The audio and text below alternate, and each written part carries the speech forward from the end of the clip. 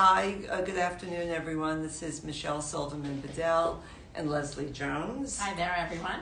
And we're waiting for Maria Esposito to come on and join us. I guess we should keep talking. And we're going to be speaking today about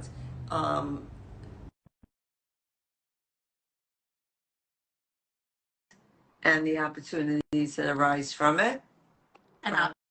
And hopefully I can interject on certain things that maybe to look for from the legal side. Oh, for sure. I think, that's a good idea. It's only from the real estate to the financial and the legal perspective and the aspects of buying investment properties. I just wanted to give Maria another second to come on.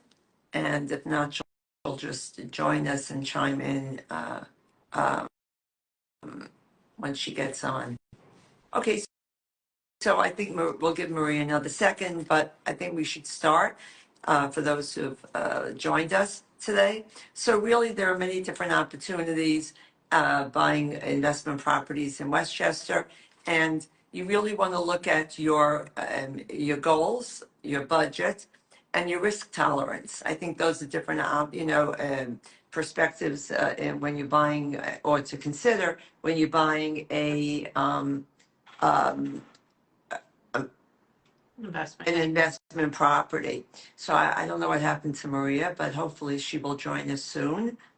So different kind of rental opportunities and different kind of investment properties you could buy. Obviously, you could look for just straight condominiums, let's say. Those are great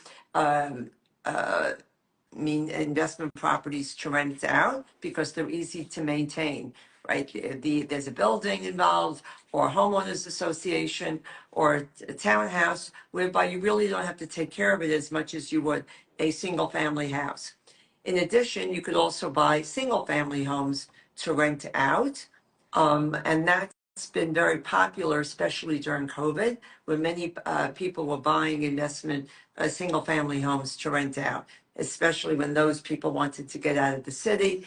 And hi, Maria. Hello. So we just started speaking about different rental properties or different multifamilies or investment properties one could buy. So we mentioned single family and condos as a possibility to rent out.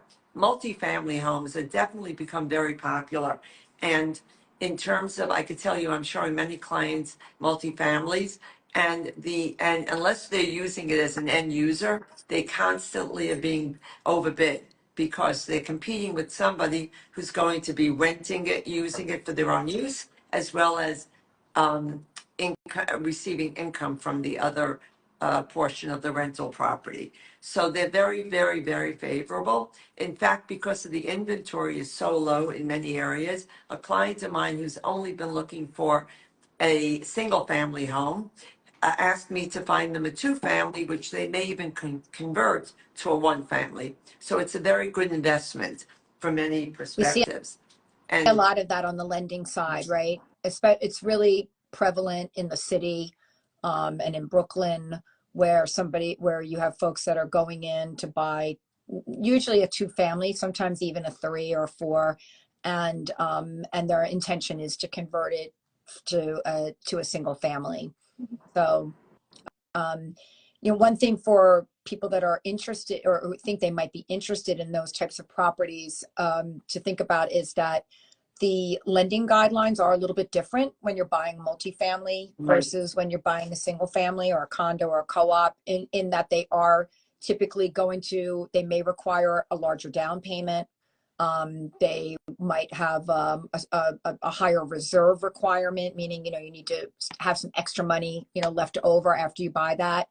And we look at them a little bit differently. Like if the buyer needs that rental income from like the other unit to qualify versus if they don't need it, right? So if they don't need it to qualify, then typically the lending terms will be a lot more favorable versus if they need it, then, it might become a little bit trickier. So really important to make sure that they get pre-approved, like they get pre-qualified, pre-approved if they want to go that route.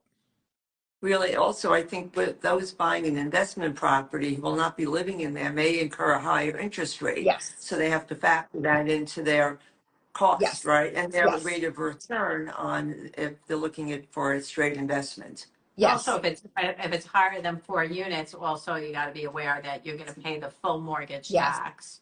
You know, so that's a different thing. So you're paying a higher mortgage tax than you may But it's not. like it's like the commercial rate, right? Commercial Because rate you, to and by the paying. way, you can't get a residential mortgage if Correct. it has more than 4 units. Correct. So your financing options might be more limited as well. Right, you're going to go through the commercial division of a bank, Right. and you're going to pay the full mortgage tax in Westchester. It's going to be the full 1.30%. So that's a bigger number Yep. than normal, where it's residential. The bank's paying the Right. 1/4 point. Anything up to a unit, Four. 4 units, they will. Right. Right. Um, So And also you want to make sure, like, whether it's going to be owner occupied, like, I'm sure that makes Right. a big difference for you, whether it's It owner makes a huge occupied or investment property. difference, right? So if you're occupying one of the units, then it is considered an owner occupied. If you're not, then it's an investment property. Right. And there's no such thing as like a second home multifamily property. So it's either primary or it's investment. And the other thing that I see that's pretty common with these types of properties is that, especially because you mentioned, Michelle, like not that much inventory, is that a lot of times they need something like they might not even be move-in ready. Some of them are some work. right. Like some of them might be financeable as is, but you're still going to have to like put in a lot of your own money afterwards to renovate it. Some of them are not financeable as is, and you need not only then you need a construction loan, and then that becomes a little bit trickier too, right? Because the pool of lending options that are available to you is going to shrink. Right. Right. I think the other possibility, if you're looking for an investment property, you could look for mixed use properties, with the store, let's say, on the bottom and some apartments on top. That's very popular with some people in the boroughs, especially. Even in Westchester, it's just much harder to find unless you're looking for in the cities, right? Yeah. Let's say Mount Vernon, White Plains, New Rochelle. Those properties would be a little bit more difficult to find, but it's definitely very popular, as well as looking for a strip center or a commercial building. And many people are looking for a commercial building either to use it for themselves or to rent it out. So I think that's another possibility when you're looking for an investment property.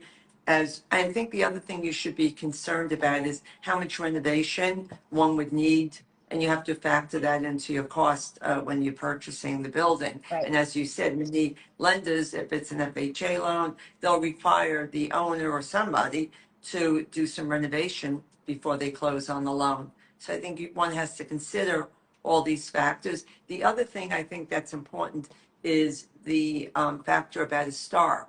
If it's not your primary Right, residence, you don't get it. you're not going to get, if you qualify, Right. right, you won't be able to receive any star reduction Right. because it's only on your primary residence. So Right. that's something else one would That's a good point. consider, right, when looking I think for another any- thing people have to consider is like, do you want to be a landlord? Right? Do you, because it's not for everyone, right? If let's say you're mainly looking for a primary home and you can't find a single home. So you're thinking, all right, let me look and see if I can find a 2-family. I get some investment income, but you also, there's more that comes with it than just collecting the rent, Right. right? Well, I think, Well, that's the problem, Right. because there's very, very strict rules now with a landlord tenant. it's They just recently changed the laws, and like certain things you can only collect 1 month security versus 2 months security. You have to Right. do ins and outs, like you can't charge more than $50 for a late fee. right. So Right. you have to be aware of I mean, all this. And I also heard it's like, it's not so easy to get rid of a tenant, right? No. Like, let's say it's not working out. Right. It's not. The eviction problem, I mean, they put a whole moratorium on evictions, Right. but has Oh, that they're- been raised now? No, Lifted? it's been, their evictions are taking place, but it's very, very tenant friendly, Yeah. if Right. you will, especially York. in New York generally. So it takes a while to get someone evicted. I mean, I can't imagine that you get anyone out earlier than 2 to 3 months. Right. Right. And that would be lucky. Right. Right. So, Right. I think to your point, when before you came on, we mentioned that things that to consider when you're buying an investment property. One is obviously your budget, and the other thing is your risk Right. tolerance, right? So how risky are you? Like in general, are you comfortable buying a building that you're not occupying, that you have to collect Right. rent, that you have to make sure people give you renters insurance, that you have, that you also have to have the funds if anything comes up that you have to repair, Right. right? So you have to make sure that you budget for all of these factors when considering buying a income producing property. By the way, right, it's the risk that's involved with an investment property inherently that is why the rates are higher, right? It's why the bank assesses, you pay a higher rate because believe that there's a higher risk involved because because this happened right in 2008 when we had the housing Right, crisis. right, If you have somebody that owns a primary home and an investment property, and then all of a sudden they lose their job and they can only make one payment per month, which mortgage payment are they going to pay? They're going to pay the one in the home that they're living right.